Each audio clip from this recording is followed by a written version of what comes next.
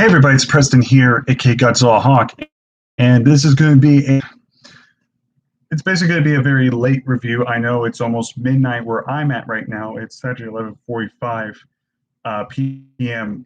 where I'm in this video off, and I know there's a lot of videos are being uploaded. People are already talking about Summerslam. I did promise you guys earlier that I was going to give you guys the Summerslam, so I'm a little exhausted, I'm a little tired, so I'm not going to go full on every single detail, every maneuver. I'm just going to talk about the show, how I saw it, talk about the matches briefly. Did I think it was good? Not good? The pros and cons of the show, and then give you my overall on the show, including the two major surprises on the show. So with that being said, I want to talk about this first.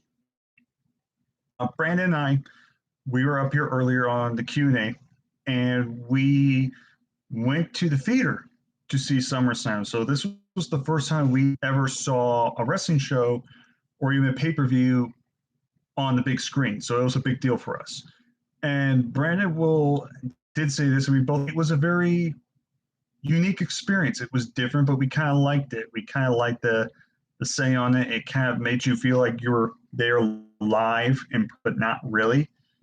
And there was only two other people with us in the building. So if it weren't for those two other guys, Brand and I would have been in the theater alone, and we would have been watching a pay-per-view in a huge screen, and we probably would have enjoyed ourselves. So even more. So with that, I would not mind going back to the theater and watching a wrestling pay-per-view if they ever came back again.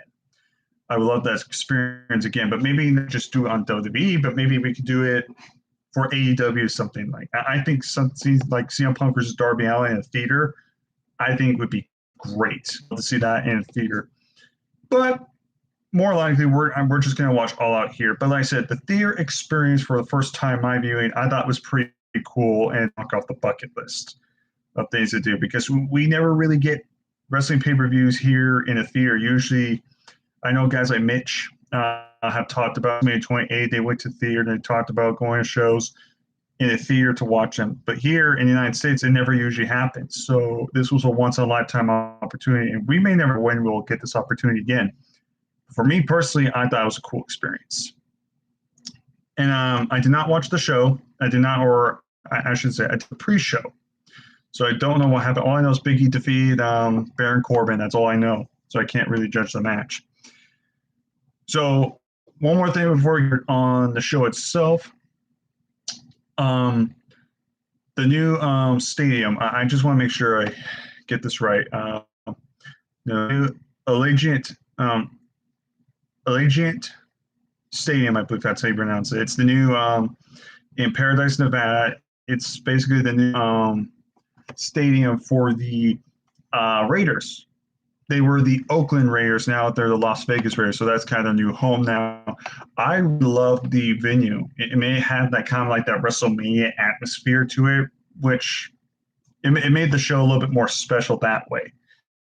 And on commercial breaks, they actually announced Money in the Bank was actually going to take place in that stadium. So we're going to have a Money in the Bank pay-per-view for the first time in a stadium, and this will be the time since WrestleMania 26, we had a Money in the Bank ladder match in the stadium, so that's a big deal. So they aired that commercial out. So definitely looking at that, seeing where they go from there. But let's just jump right down to it. So the opening contest was for the Raw Tag Team Championships, RK defeating AJ Styles and Omos. It was exactly the prediction we figured. This was the match they were going to do. The match itself wasn't really anything special, but Orton and Riddle are the new tag team champions, which I figured. And my prediction is that this is going to be a long-term story where eventually these two match at WrestleMania next year. I think that's where it's leading up to. So the match was fine for what it was, but I do wish it was a little bit longer. They did a little bit more spots. But it was a nice moment. The crowd was hot. But then again, I can't tell if they were like legit red hot for it or if piped in crowd noise. And that's another thing I really don't understand. What's the point of having a crowd if you're just going to pipe in crowd noise? I mean, I understand doing crowd noises for like the Thunderdome or if there's nobody in the building, but when you have an entire stadium of 40 or 50,000 people, what's the point of having piped in crowd noises when you already have such a large audience? To me, that makes sense. So a lot of times I couldn't tell if it was a real reaction or if it was clearly piped in. There were moments where they piped in, and then there were other times it felt like they turned it off and they just let it kind of sink in. So that's a kind of an inconsistent fan of. But like I said, RK are the new Raw Tag Team champions, so it's what I expected.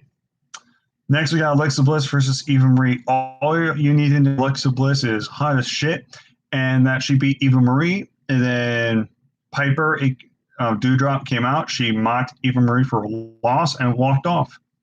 That's really it. The match was bad, but it's just like it was only 3 minutes, so it didn't drag. It wasn't like 10 minutes of pure wrestling. Like, let's be honest, this match should have never even been on the card.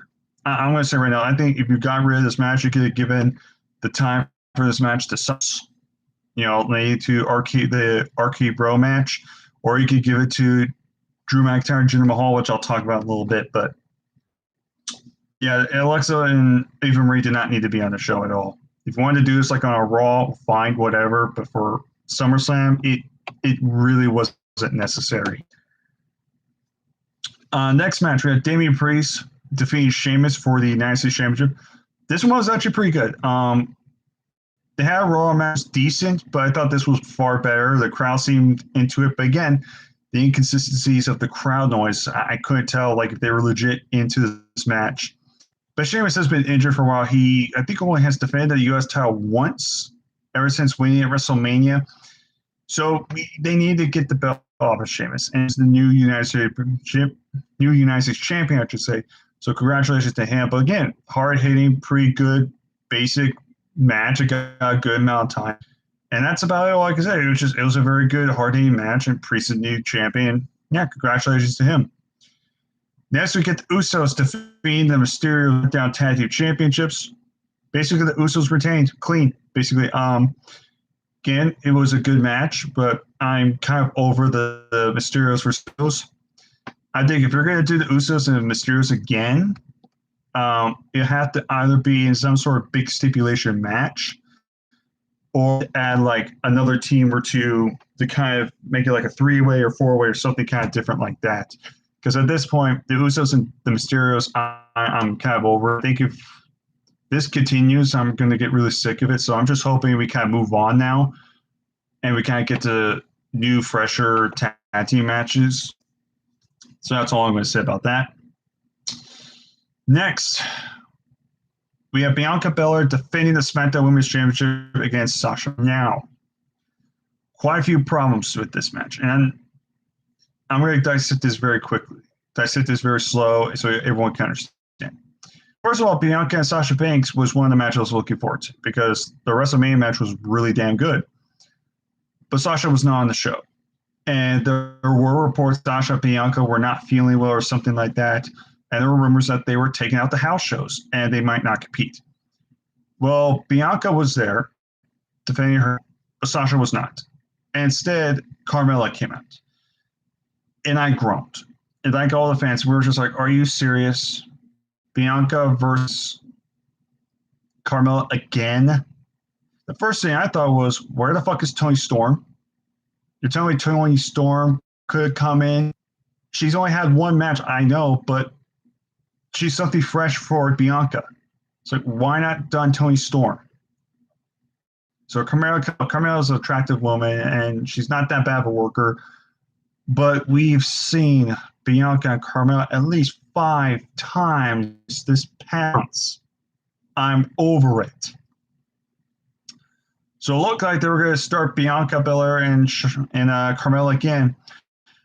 But I'm not going to lie, I did feel like something's not right here. There's no way they're doing Carmella and Bianca again. In the back of my mind, I'm thinking something's going to happen. I can't put my finger. But I was kind of convinced, we're going to get Carmella and Bianca again. But I was also again thinking, there's no way this match is happening. I was thinking, is Sasha going to get come out, and it turns out it was all a ruse. Sasha Banks, unfortunately, did not come out. However, over a year, we got the return of the man Becky Lynch. The crowd went ape shit. I even went nuts in the theater. I was happy. Becky looked great. She looked fantastic. She still looked just beautiful as always. She was still over with the crowd. She looked like she was having a blast. She takes out Carmella and then says, Bianca, hey, why don't you put your title on the line? We go right now. And Bianca thought about it for a second and she said, all right, you're on. And we're thinking, wow, Bianca, Becky Lynch, an improv match. This is going to be pretty damn good. It's a fresh match we've never seen. This should be good. Maybe 10, 15-minute match at most.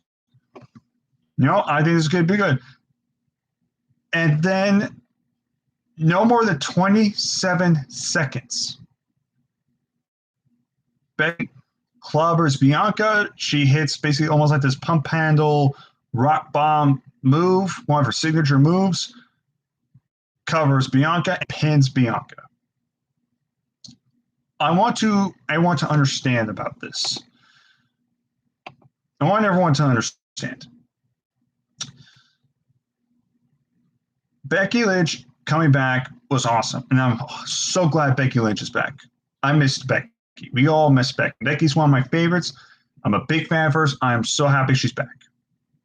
Her being champion again, I have no problem with. You know, she forfeited the Race Championship, and then, you know, because she was pregnant, she couldn't defend it. So her dropping the belt to win another championship is fine. Bother me. What bothers me is how they did this. They took the belt off of Bianca, a 27-minute match in a 27-second match. And keep in mind, we had these Olympians come out to take spotlight from some time of the show, which took about 2 minutes, and we had a Miss TV segment. Basically, that was 5 minutes. Thinking to myself, why are we doing all this filler stuff? And then the Rick Boog stuff. I mean, it was entertaining, but I was like, you had so much filler. It's like you could have given that time to Bianca and Becky Lynch. Like I said, the whole Alexa Eva Marie thing. You know, that, you know, could have been this match. And instead of wasting time with Carmella, you could have just had Becky come out. You didn't have to do the Carmella stuff. You could just have Becky come, give big ovation. Becky and Bianca have a good 10-minute match. Becky wins. You got Bianca say, hey, I want my rematch. But you say, well, I wasn't clear to compete, so I deserve my title match, and you do something like a three-way at, let's say, Extreme Rules. But instead, you have basically bury Bianca Belair 27 seconds and just embarrass her. Yeah, I love Becky. I'm not blaming her at all, but this made zero sense. Again, I'm not mad Becky Lynch is back. I'm not mad Becky Lynch is the champion. I just didn't like the way how they did this. I think it was just fucking lazy and stupid. I was shocked. But then when reality seen it, I just realized, what a fucking waste. There were so many things they could have done differently, and they ended a 27-second match. I was not a fan of this at all. I'm glad she's champion, but I did not like the way how they did this. That was stupid. Next, Drew McIntyre versus Jinder Mahal. This only 5 minutes, and it was over. I'm not gonna lie, I was kind of looking forward to this match because I know these two were best friends, and I really was looking forward to seeing these two go out there, maybe say, you know what, we're gonna have a sleeper match. We're not gonna go out there and have the best match of the night. But we could go out there and a lot ever ending or give it only 5 minutes. And unfortunately, it never really kicked into high gear. It was just like the match just started, and then before it got to the middle and the end, it was over. And it's unfortunate. In my opinion, it was kind of a waste for Drew and Jinder. It's like, what's the point of having these two go out match if they're going to go out there for only 5 minutes? If you're going to do Drew and Jinder, why not just done it on Raw? So again, wasting on here. To me, it just never made any sense. The match was just pointless. I mean, Drew gets a victory, but the match itself was just, it wasn't necessary for SummerSlam. You didn't need a match. If I knew in advance that this is the type of match you're getting, I would have just said, get rid of Alexa Bliss and Eva Marie and got rid of this match and get rid of the other filler crap and just put that time into the SmackDown Women's title match. That's honestly what I would have done. But and it made zero sense in my opinion. I don't understand it.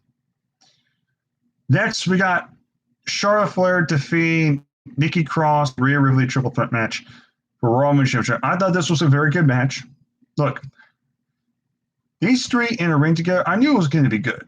It was hard for it to be trash, but this Nikki Ash stuff is fucking stupid.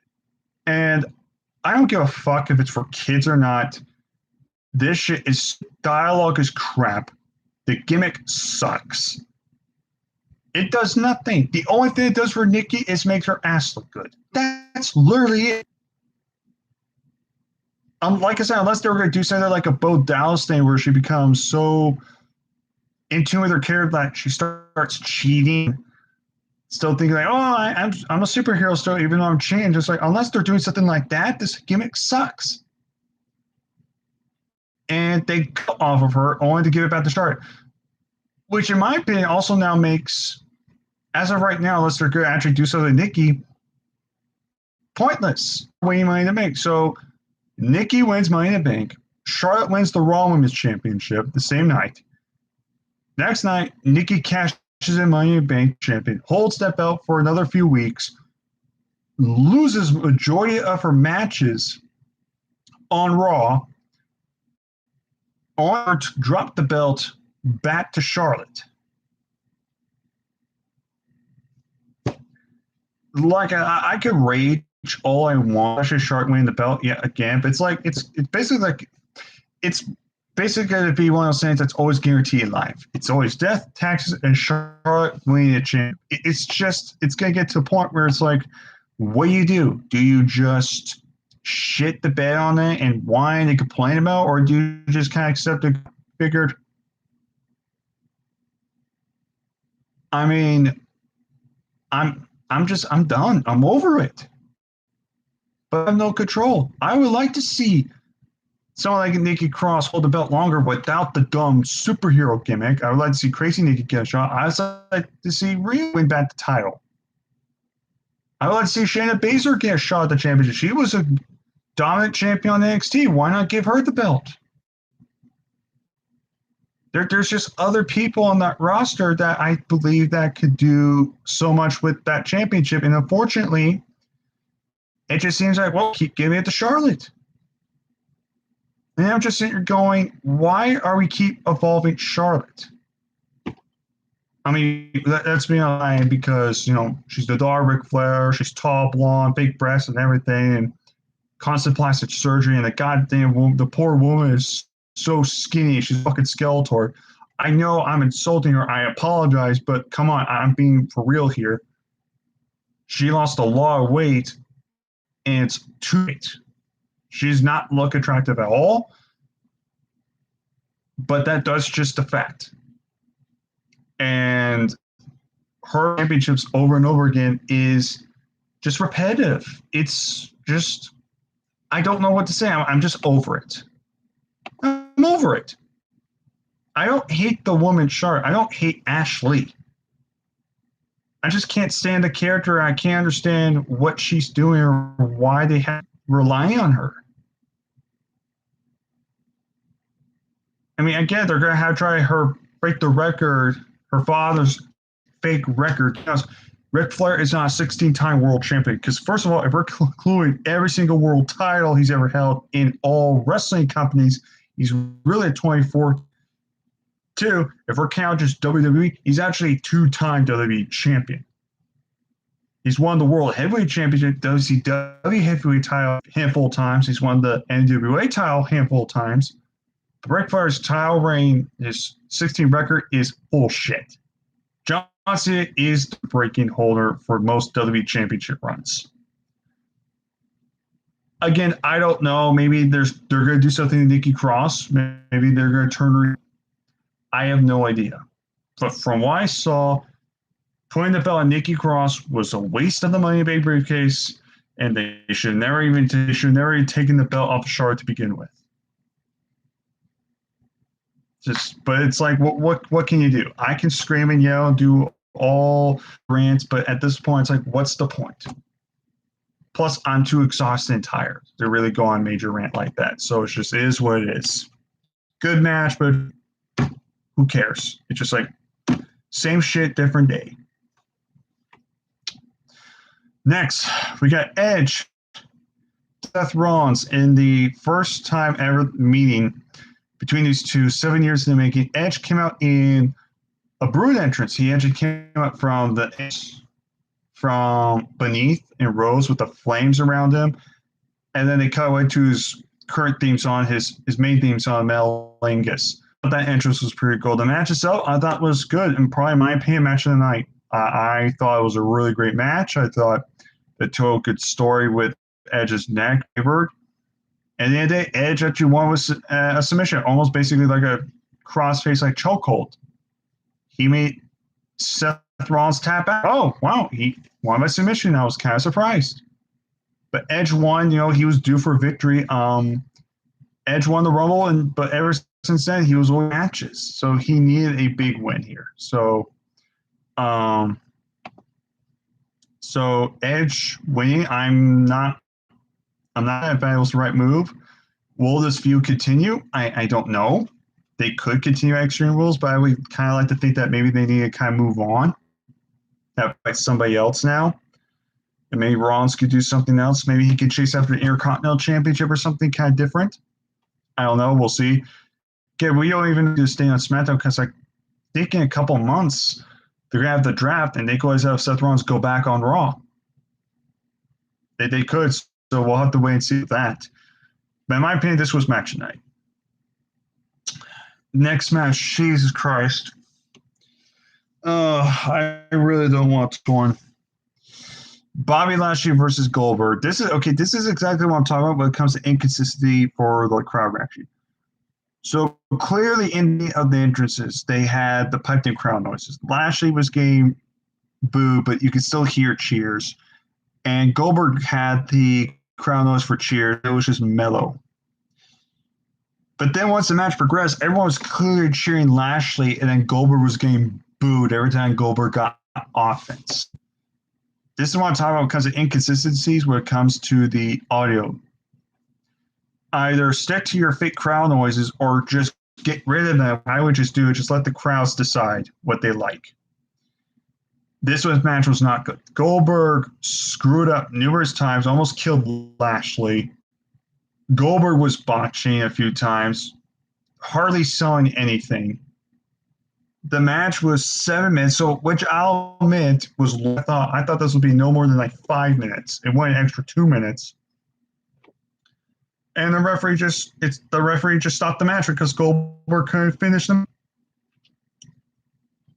His leg was taken out. He couldn't stand. They just stopped the match, and Lashley kept on attacking Goldberg, and Gage Goldberg came out. He hopped on Lashley, and Lashley just threw him down and put in the hurt lock and threw him down. And Goldberg was like, "I'm going to get you, son of a bitch. I'm going to kill you." And all I can say is, I'm hoping to God this does not mean they're going to have a rematch. And I want to get back to Lashley in a second because this also pissed me off, and I know this pissed a lot of people off, and I know this next part's going to piss Lashley, and it probably did. Because remember, the original plan was the fans wanted to see Lashley versus Lesnar. I guarantee you, if done that match, business-wise, fans would have filled up that arena. It would have been a bigger draw of a match. No one wanted to see Lashley and Goldberg. Bobby wanted Lesnar. But because Lesnar was not signed to a contract, they didn't plan on having him on the show, they went with Lashley and Goldberg instead. But we're going to get to that in the main event. So yeah, Lashley Goldberg was shit. It was dog shit. Main event was Raw versus John Cena, a No Mercy rematch, this time with big time movie star John Cena versus heel Roman Reigns. Raw and Cena had a pretty good match. That's all I can say. I did watch it. Like I said, it was good. I don't think it was this groundbreaking match. I think some people might rate, but I thought it was good for what it was. It wasn't a bad match at all.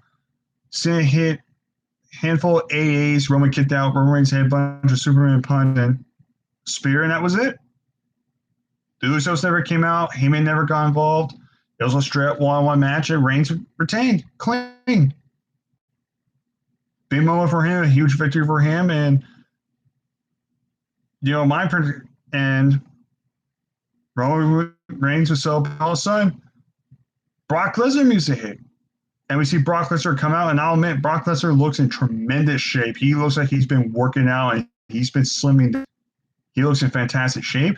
He has that ponytail now, like we saw images of when pictures leaked of him at that meat locker thing. He's got a beard. I kind of like the look. It's a different look for Lesnar, but Lesnar's not all elite, so he's back in WWE after over a year. Similar to Becky, we have not seen Lesnar since last year's WrestleMania, so he's been gone for a while. Lesnar comes out, he stares at Roman, he says, "I'm in their title," and Heyman in the middle is just like, "Oh God, no." As a storyline, I understand why they're doing this, because Heyman has been with Lesnar, but now Heyman's with Roman Reigns, and Lesnar and Roman do not like each other. They've had past history. And plus, it is fresh to a flowable babyface. But here's my problem. Well, two major problems. First of all, it's Roman and Lesnar again. Can we please move on? But then two, you're telling me where was at SummerSlam the entire time, and Lashley wasted minutes of his time with work. I could tell the fans were probably realized this and were pissed off. I know fans online were pissed. I was like, you're telling me you could have Lashley and Lesnar and you just decide not to? Lesnar was in the same building. You're telling me you could do Lesnar and Lashley? Fucking bullshit. And I know one person who's probably fucking furious, and that's Lashley. Because one of the reasons why Bobby Lashley came back to WWE to begin with was so he can fight Brock Lesnar. That's the match he's always won. He wants to fight Brock Lesnar. Dream match. That's the one match he wants. And not only does he not get Lesnar, Lesnar is now on the opposite brand, fight a guy that we've already seen wrestle countless times. So basically, rather than Lesnar fighting Lashley for a fresh match, whether that was on the pay-per-view tonight or in the future, they just had Lesnar go on SmackDown to fight a guy that he's already wrestled before, but I guess because Roman Reigns is ill and Heyman's with Reigns, it's automatically different. And then meanwhile, Lashley might have to have another match with fucking Goldberg and try to have a good, decent, which we all know ain't going to happen. I thought that was fucking bullshit. That's a slap in the mind, slap in the fan's face, insults our intelligence, but then again, this is exactly what we do. That's what happens. This company insults our intelligence. They act like we're fucking idiots. I would rather see Lashley and Lesnar anyway, because I can't think of any other opponents for Lashley to fight. Unless Big E's going to carry the bank on Lashley soon, I don't see Lashley. I don't know who else Lashley to fight. I can't, unless some NXT call-ups are coming, which I'm hoping to God Adam Cole just leaves and goes to AEW. I'm praying to God that's the case. I do not want to see Adam Cole sign that company. I'm hoping by tomorrow that's his final match in WWE and he gets the fuck out. I hope he lets his contract expire, or if his contract is already expired, he's just saying, but I need to pursue my own career. I need to pursue my own habits and go somewhere else. I don't care if he goes back to Ring of Honor. I don't care if he goes back to Impact. I don't care if he goes to, or more likely he goes to AEW if he decides to leave. I don't care where he goes because Adam Cole will be fucking ruined on the main roster. You saw what they've done to Kieran's first night. If they're willing to do that to their undefeated NXT champion, imagine what they're going to do to someone like Adam Cole.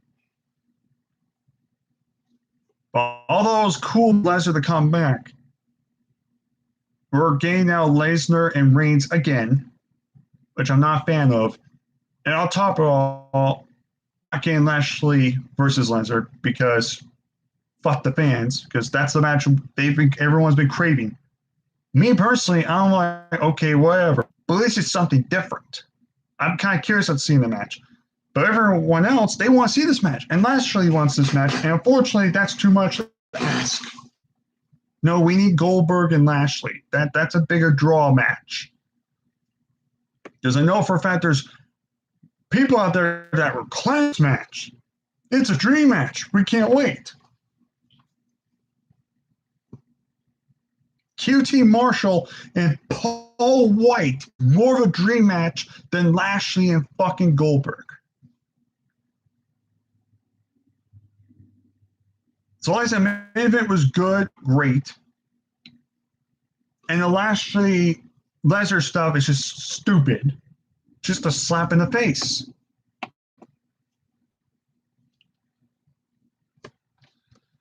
So I was not a fan of that. So we did have 8 viewers, so we have quite here for show at midnight, so technically it's Sunday now.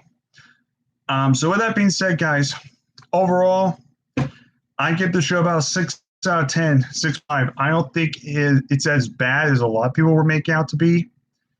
I think this was just kind of a mess SummerSlam. I think it is a slightly thumbs up show. There was more positives, but there was, even though there was only a little bit less negativity, a lot of the negativity was really like stupid and just was like, why did we do this? I never understood that. So with that being said, guys, that's going to do it for tonight. I know, again, it's technically Sunday, but that's going to do it. Like I said, I'm tired. I want to get ready for bed soon. So I'm going to go ahead and end this video off. So don't forget to subscribe, please. And if you want to be notified, hit that bell to get notified on my videos. Go subscribe to Wrestling Kaiju Podcast on YouTube. That's my second channel. You'll also follow me on the Wrestling Kaiju Podcast on Podbean. Please do. And you can subscribe, or not subscribe, but follow me on Twitter at GodzillaHawk1. That's my Twitter account. With that being said, I'm going to go ahead and just end it off. So all I'm going to take care of my peeps. Have a good night, and I'll be back on here tomorrow for my NXT TakeOver 36 review. Take care.